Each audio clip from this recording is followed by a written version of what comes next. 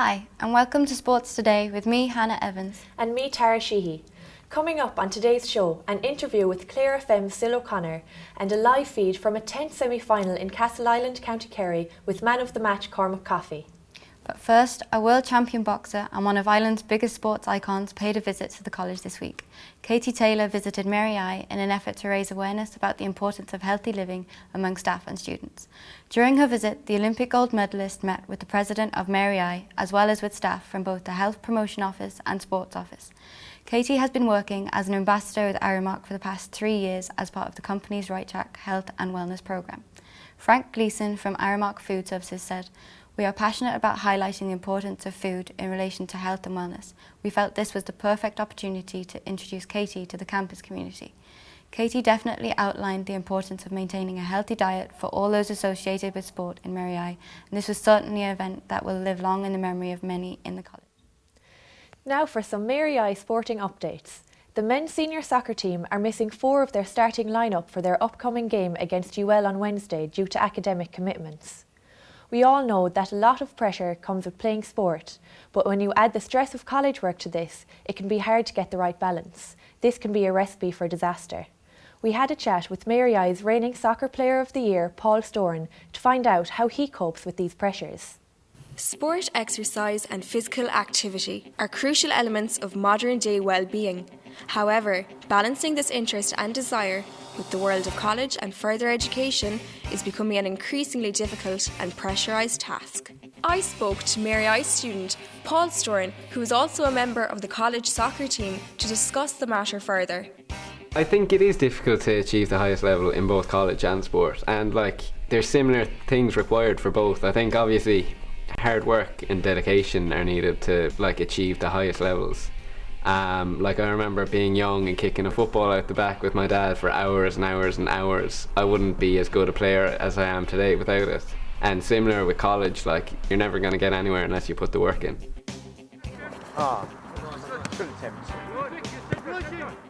I wouldn't say my sports performance deteriorates when pressure comes on in college. I'd say more I might have to miss training or even miss a match very occasionally if I have too much to do in college. But I find once I actually get to training, I can forget about all the work I have to do with college and focus purely on the sport.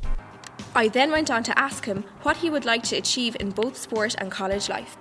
I'd like to achieve the highest level possible in both sport and college. Obviously, I'm in college, I want to do as well as I can. I want to get a good degree at the end of it. And similarly with sport, we're in the main soccer tournament for universities at the Collingwood Cup, and I would absolutely love to win that. There's nothing I would rather. In both college and sports, you need similar qualities. You need hard work and dedication, but I think more than anything, you need a passion for it. In soccer, you're never going to be a good player if you don't want to be, and you could apply the same thing to your college work. If you're not interested, if you're not passionate about what you're doing in college, then you're not going to succeed. Without a doubt, it is becoming extremely difficult to marry both academic and sporting life. However, from speaking to Paul, we have learned that it is possible to do so with enough discipline and determination. Some great advice to take on board from fellow Mary Immaculate student Paul Storen. Sticking with soccer, Ireland emerged victorious this week in their crucial second leg tie against Bosnia and Herzegovina. Ireland ran out 2-0 winners on the night, which made them 3-1 victors on aggregate. This was a significant win for our country as it booked our place in France for the European Championships in 2016. This would not have been possible without the hard work and determination from the boys in green, and especially from the manager, Martin O'Neill. Robbie Brady shone as he produced standout performances in both games. His goal in the first leg proved vital as it forced the Bosnians to come out all guns blazing in Dublin. The nation is tremendously proud and the celebrations are still ongoing. We look forward to France with great excitement. We now switch focus to GAA, where we go to Sifra for a post-match interview with Karen O'Reilly's Cormac Coffey live from Castleisland. Stay tuned.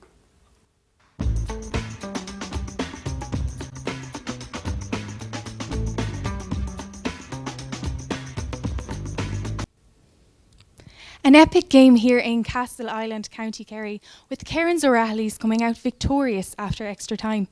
I'm joined with man of the match, Cormac Coffey, who caused a major stir for the opposing team, East Kerry. Firstly, a really good game, Cormac, and you scored an impressive 1 goal and 3 points. Were you happy with your performance? Yeah, I was very happy with my performance, and especially the teams. We worked really hard all year to be where we are right now, and everyone could see it today on the pitch. And I feel that everyone on the team deserves a crack at the final. And did you feel at any stage that the game was in doubt? At the start of the second half, East Kerry scored a few goals, which were as a result of our mistakes. So yeah, that was the only time in the game that I felt that East Kerry could have came out with the win. And how will the team prepare over the next coming weeks for the final? Well, we'll all regroup Monday night for training, and we'll go over the mistakes that we made today, and there's always room for improvement, so hopefully we'll be a lot more prepared for the final.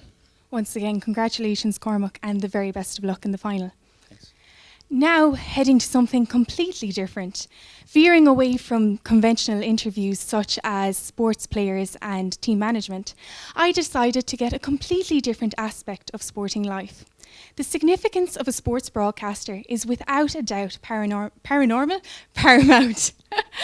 and often goes unnoticed. This following clip will show the details. He is as much a legend as the great Micheál O'Hare. He is sports commentator Sil O'Connor. I recently caught up with him in his home parish of 6 Mile Bridge, and I began by asking him what it takes to be a good sports broadcaster. Well, I suppose first of all you'd have to have an interest in the sport in general. I think that would be number one. That would be top of the list, and that gives you an interest, of course, in research as regards teams and things like that. So over a period of time you would undoubtedly get to know an awful lot of players by their style more than anything else, and so the characteristics in that is, I suppose, basically interest number one. He then went on to tell me what preparation is needed when doing a live broadcast. Research then, maybe like for Sunday, like there's an Appearshig coming here on Sunday, and you do research on their record, maybe when the club was founded, maybe some details on some of the players, whereas in the case of 6 Mile Bridge here next week, we know them since they were the height of a grasshopper. So, you know, you build up the detail, and you look at research, club details, history behind the club and all that. And people would often think that the luxury of the whole thing would be that we'd be in a state-of-the-art commentary box. We've done commentaries from standing on barrels, standing on scaffolding, rain coming in on top of us, and many, many funny moments. A lot of those would be down to the analyst that would be with me. The luxury that people think is there, it's only in a few places, and I think sometimes you'd end up in grounds and you'd be wondering where you'll be today, above in the, as I said, above in a trailer, above in a scaffolding. That's the way it is, and even that's funny enough. From one side of the field to the other, up they go for. That's a tremendous catch back there by Shane Dowling ahead. Sends the ball into the centre into David Dempsey. Dempsey going through, a shot ball is sent, like goal! A goal from the Appearshig. What a brilliant catch from Shane Dowling, right through to David Dempsey, into the back of the net. Finally, I asked him had he any advice for aspiring sports broadcasters. If anybody was going into the world of commentating, number one advice I would say is get very, very much acquainted with the game that you're doing. Get very much acquainted with the pace of the game, the way the game will turn out. You know, there is a huge difference between the game of hurling or the game of football or the game of soccer. It's just played at a different pace. I remember one particular day I was doing a game down in Kerry, and the team ran out, and I was absolutely thrilled when I saw number 11 because he had hair halfway down his back. And I said to myself, there's no way you're going to miss that fella. So headbands, socks up, socks down, different sleeves up, sleeves down, all little things. You wouldn't take any notice to them as a spectator, but as a commentator, I think they're huge. Some sound advice from the great Sil O'Connor. And remember, if you want to be a legendary broadcaster, all it takes is passion for something you love. From everybody in O'Garney Park, it's bye-bye for now. Thanks, Shifra. That's all for this week. Be sure to tune in to next week's show at the same time for more coverage from the Mary I Sports Desk here at Mary I. Bye for now.